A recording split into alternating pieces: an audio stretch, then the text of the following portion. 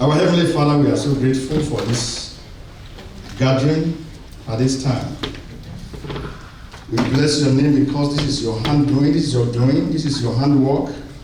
You are the one that organized this I rise. I ask that your children in this place will arise unto righteousness in Jesus' name. Amen. I ask that the power of the Holy Spirit will come into every soul in this meeting, that we make a choice, that we take us through time to eternity with God in Jesus' name. Amen. I ask that every preacher that will come here, the word that will come out from their mouth will be empowered to be resident in our soul, to make a change for the better in our lives in Jesus' name. Amen. That all your children that are gathered here, Father, they will not go home and remain the same. Amen. But every constitution of man in their soul that is contrary to the will of God for their lives, Father, you will replace it with righteousness of God and with the holiness of God in Jesus' name. Amen. Open our eyes, O God, and speak to our heart now. Thank you, Father, for the answer. In Jesus' name we pray. Amen. Praise the Lord. Amen. Praise the Lord. Amen. We bless the name of the Lord for the opportunity to stand before the people of God in this place. And this is the church tomorrow. And the Lord will build you up by His own Spirit in Jesus' name. Amen. The topic before us this morning is very, very important topic, that you will see how man was messed up big time from the beginning. And that is why our topic this morning is very, very important. It's a topic that you will have to make a choice for your destiny. A choice for your destiny in this place. And this topic is, where art thou? And it's a question that was not answered up until now. For those people, they dodge that question. One person dodge it to the other says the other, and then pass on and on. And it continues till today. Where art thou? That great question, you will answer it in a godly way in this meeting in Jesus' name. Amen. There was an answer that God was looking for from Adam and from his wife Eve, but they didn't give God the answer, that the one that God was looking for. We're looking at Genesis chapter 3.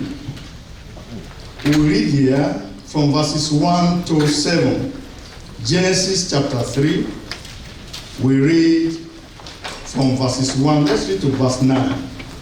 Now the serpent was more subtle than any beast of the field which the Lord has made. And he said unto the woman, yea, had God said, and I want you to follow the reading of the word very, very carefully. You shall not eat of every tree of the garden. And the woman said unto the serpent, we may eat of the fruit of the tree of the garden, but of the fruit of the tree which is in the midst of the garden, God has said, you shall not eat it, neither shall you touch it, lest you die. And the serpent said unto the woman, ye shall not surely die. For God doth know that in the day you eat thereof, then your eyes shall be opened, and you shall be as gods, knowing good and evil.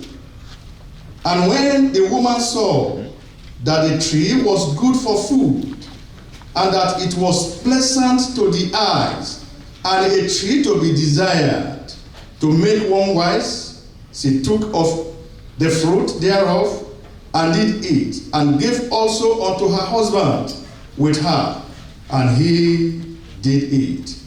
And the eyes of them both were open, and they knew that they were naked, and they sewed fig leaves together, and made themselves apron, and they heard the voice of the Lord. The Lord God walking in the garden in the cool of the day, and Adam and his wife hid themselves from the presence of the Lord God amongst the tree of the garden. And the Lord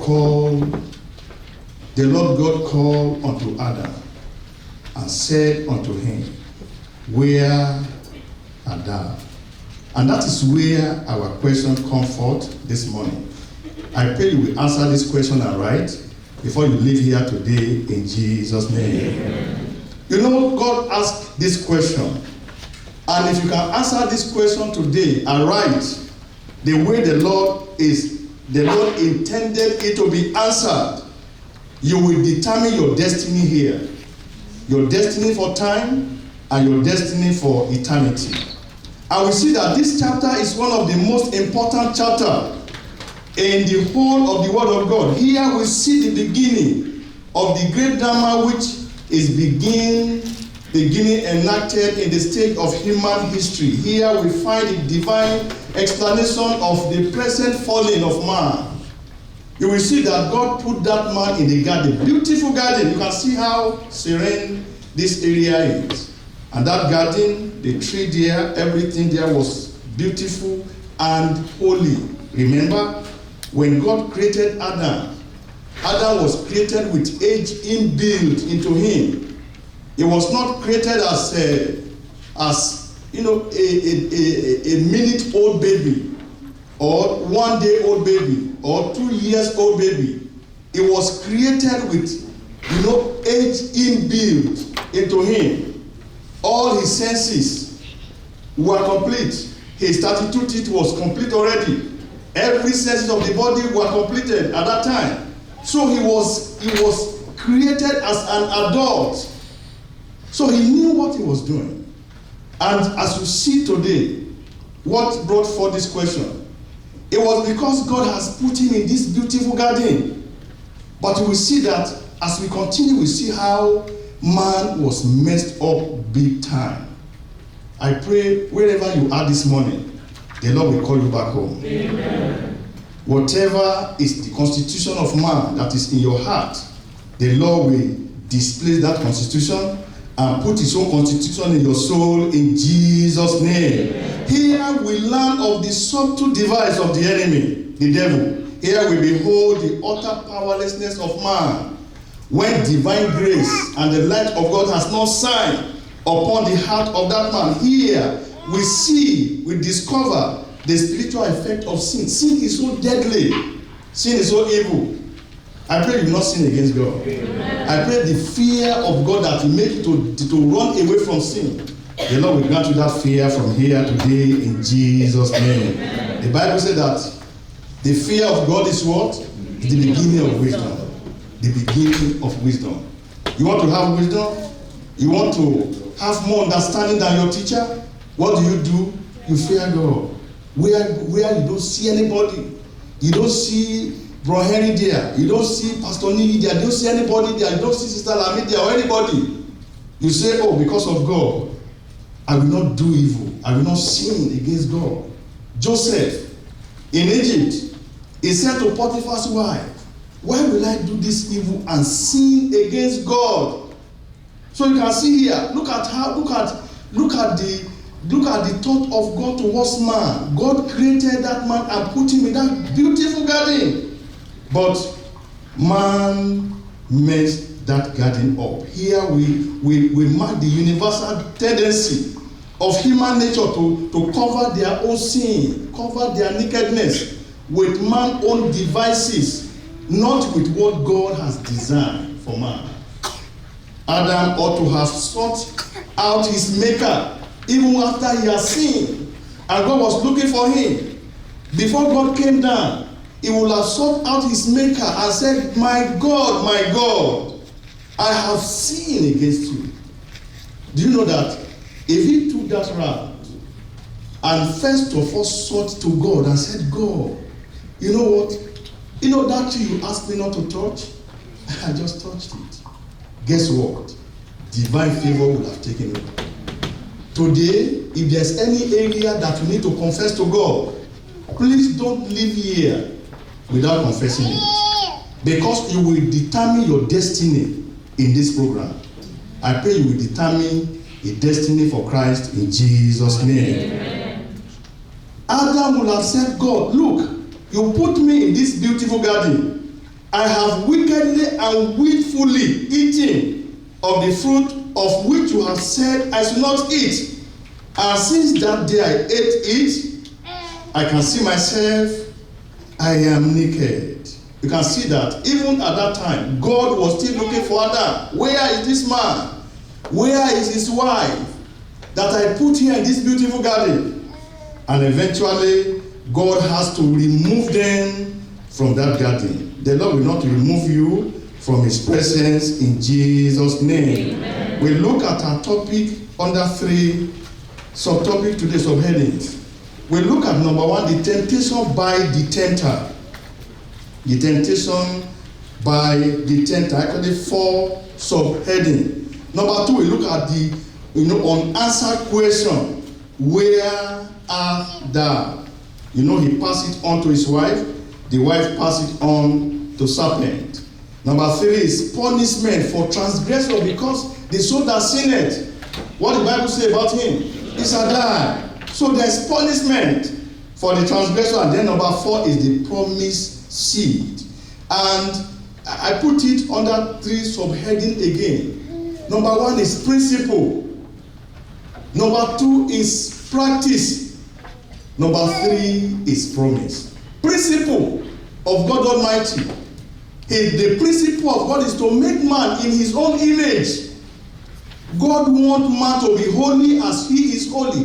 That is why God will come down at the cool of the day to go and look at that man that I put in that garden. Let me go and see how he and his wife, how they are faring, what is going on there.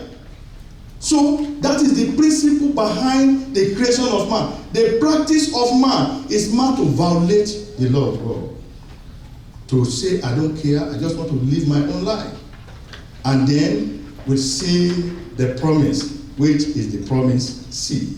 So we go back to now to point number 1, which is the temptation by the tempter. We look at Genesis again. We look there in chapter 2. Genesis chapter 2. We are going to read from verse 15. And it said, and the Lord God took the man and put him into the garden of Eden to dress it and to keep it.